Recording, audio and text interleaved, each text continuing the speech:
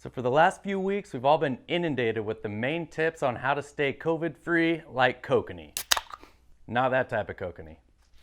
That type of kokanee. So today we're going to talk about how you can be a good neighbor and how you can help your community. But before we do that, we're just going to go over all the ways you can stay COVID-free. Number one, probably the most important, wash your hands regularly and vigorously. We're talking a good 20-second scrub at least. Number two, if soap and water are unavailable, use hand sanitizer that's at least 60% alcohol. Carry the two. Yeah, that math looks correct. 60%. Number three, avoid touching your eyes, nose, and mouth. Probably your ears too. Anywhere on the face, you don't want to do it. So number four, sanitize high traffic areas and things that really just get touched a lot. So we're talking doorknobs, steering wheels, faucets, countertops, refrigerator handles, toilet flushers. You can use a bleach mixture or any other household cleaner to do this. Now, if you are one of the hoarders, they might prefer to be called preppers, who initially stockpiled 145 pounds of disinfectant, don't worry, you don't need to be a scientist to mix up your own bleach solution. You can make your own bleach by mixing 5 tablespoons of bleach, which is 1/3 of a cup, with 1 gallon of water. Use that solution to wipe down this stuff, good to go. Okay, number 5, we're talking about social distancing. Person to person is the main way this thing is spreading, so you're going to want to avoid phlegm being hurled and projected at your face. 6 feet's a current standard to make sure you don't get coughed on. Okay, number 6, cough into your elbow. Not this type of elbow, that type of elbow. Number 7, if you do find yourself sick, please, for the sake of your neighbor, for the sake of your community, don't go out into the public. And that leads right into what we're going to talk about today, how you can be a good neighbor. So as you're social distancing, feel free to look around and think which one of your neighbors might be in need of some help. Someone who is at higher risk of COVID-19. So these high-risk people are age 60 and older. There are people who are living in a nursing home or an adult care facility. These might be people with chronic lung disease such as COPD or asthma. They might be people with extensive history of cardiac issues. They can also be people young and old that are immunocompromised. This might include anything from severe obesity to diabetes, to renal failure, or even liver disease. There's also a concern regarding pregnant women. So we need to do what we can as a community to help these people out. All right, for those people that you may have identified as high risk and you want to be a good neighbor, here's what you can do, and you can do them safely. One is you can just offer to be a text or phone buddy. So if, so-and-so is living alone, just checking in on them and communicating with them via text or a phone call certainly means a lot, and it goes a long way in the terms of loneliness and happiness. So if you decided you want to be a good neighbor and you don't have your neighbor's phone number, feel free to tape your phone number to their door. Neighbors, if you find a phone number taped to your door, just go ahead and make sure to wash your hands after you've filed it in your Rolodex.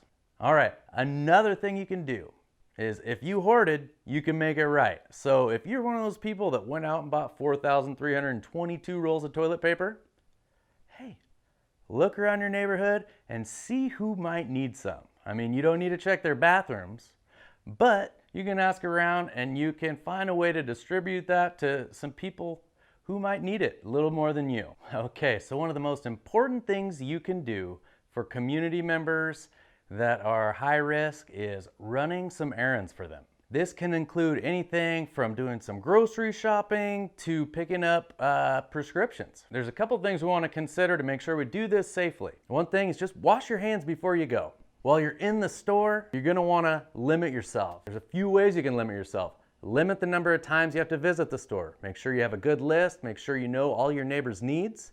So you only have to visit the store once instead of returning multiple times. Just because you aren't sick or aren't showing symptoms doesn't mean that you aren't carrying the virus and spreading it to others. So we really do want to limit that time we're out in the community during this COVID-19 time. You also need to limit what you touch. This includes everything from door handles to the things that you're purchasing. While there's no current evidence to suggest that the virus actually spreads via food packaging, just know that anything you're touching, someone else has probably done the same exact thing. The less contact we can have throughout the community, obviously the better. So another limit. We want to limit the conversations we have in the store. This is a tough one because it's a small community and it seems like when you go out, there's always someone you know. You've been stuck in your house already for a week or two, but we want to limit our conversations. So we want to get in and we want to get out. And finally, we want to limit the spread of the virus, which means washing your hands before you go to the store and washing your hands after you go to the store. Washing your hands before protects your community from you, if you happen to be a carrier. Washing your hands afterwards protects you from the community. If we're doing this shopping because the person's high risk, we just want to make sure that we eliminate as many germs, as many viruses that might be on the food packaging as possible. Another consideration to keep in mind when you're at the store is money. If you're handling paper money or change, obviously those are things that could have changed hands many times. If you're using a credit card to make purchases, you have to touch that PIN pad. These are common ways that germs get spread. Like I said, while much less likely to be spread from an infected surface, that possibility still remains. So it's important for us to eliminate all the potential ways that COVID-19 can be spread. You might be wondering, do I wear gloves? Do I wear a mask? Do I wear goggles? Good thing to note that you don't need those things, but what you do absolutely have to do is wash your hands. Hand sanitizer is obviously another good option if you don't have access to a sink and soap where you can wash your hands immediately after shopping. So once you've done your shopping and it's time to drop off the groceries, we just want to make sure we limit our face-to-face contact. So that means we're just asking community members who are being a good neighbor just to drop the groceries or the prescriptions off at the front door. Once you've dropped off the groceries, just give your neighbor a call or text, maybe an email. Another option that I would normally never be a proponent of is little ding-dong ditching. In fact, ding-dong ditching may be the most effective way to drop off groceries and prevent the spread of COVID-19. Yeah, the fence jump might be a little excessive, but if you can pull it off, why not? The CDC has yet to make a comment on ding-dong ditching, but I'm pretty sure that they would agree. As always, once you've handled those bags and dropped them off, maybe you've touched a gate, you want to make sure you wash your hands. Washing your hands and of course eliminating that face-to-face contact are the most important and effective ways you can stay COVID-free. If you're on the receiving end of a helpful neighbor, someone who's dropping off groceries or prescriptions for you, you just want to keep in mind how many hands may have touched the packaging on the food. While COVID-19 can technically last for 72 hours on plastics, it's also important to note that only 0.1% of the original amount of COVID-19 is remaining on that plastic at that amount of time. Studies are showing that's a pretty low risk to be infected with COVID-19 that way, but at the same time, we want to do everything we can to eliminate that possibility altogether. Now, with that being said, whether we're in a pandemic or not, it's always good to wash your fruit. It's also good to wipe down the packaging.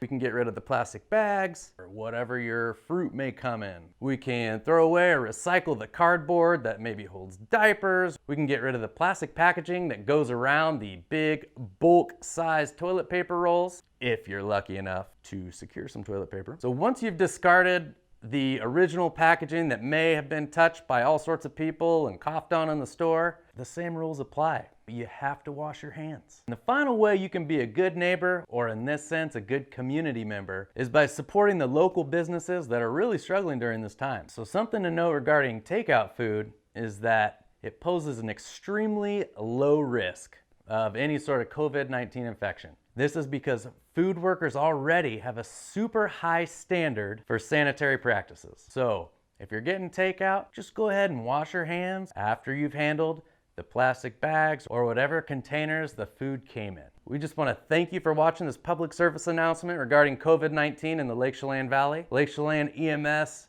sincerely hopes that you're staying safe, that you're keeping others safe, and that you're being a good neighbor.